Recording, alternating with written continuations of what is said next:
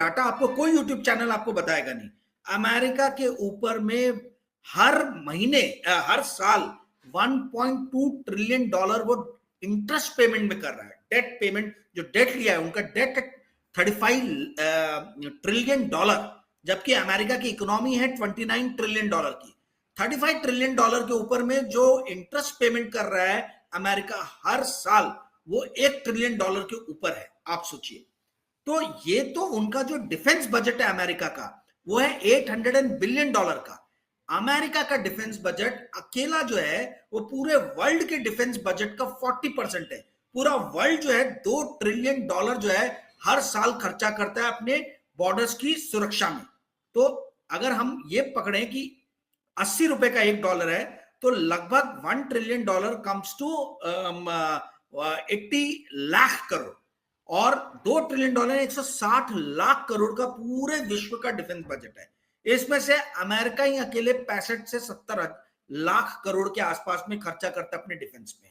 तो ट्रंप की आप जो पॉलिसी देखेंगे, उनकी पॉलिसी है कि कैसे मैं अपने खर्चों को कम करूं और मैं किस तरीके से जो है फिस्कली रिस्पॉन्सिबल बनाऊं कंट्री को वापस, अमेरिका को वापस।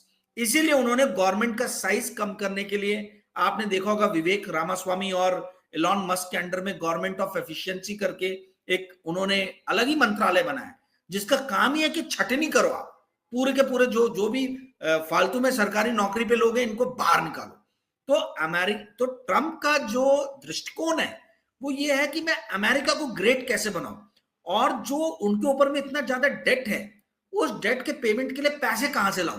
तो उन्होंने एक तरकीब सोची है कि मैं जो है, जो भी अमेरिका इंपोर्ट करता है, वर्ल्ड का सबसे बड़ा इंपोर्टिंग कंट्री है अमेरिका, हर महीने 80 बिलियन डॉलर का इसका ट्रेड डेफिसिट रहता है, यानी साल में लगभग 1 ट्रिलियन डॉलर ये एक्स्ट्रा इंपोर्ट कर रहा है एक्सपोर्ट के मुकाबले।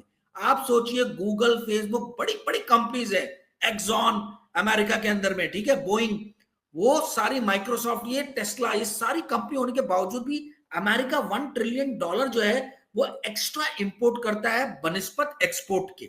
ठीक है, और आप इस चीज को समझिए कि American economy consumption based economy है। वहां के जीडीपी का 72% जो है वो कंजम्पशन है। तो पूरा का पूरा अब इनका ध्यान ये है कि कंजम्पशन को हम कैसे थोड़ा कम करें। चाइना से बहुत ही सस्ते में माल वहां पहुंचता है, तो अमेरिका जो है टैरिफ लगा रहा है।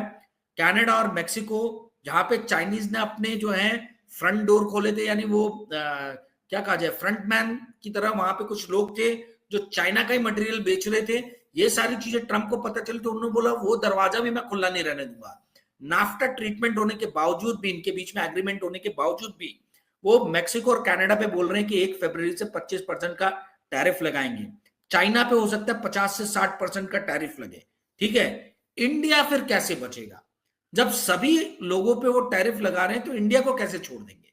तो इंडिया पे भी टैरिफ लगना ही लगना है, और इसी बात का डर है कि भाई अब देखिए, चाइना के साथ में उनका साल का जो ट्रेड है वो 500 बिलियन डॉलर के आसपास का होता है, 480 के आसपास में।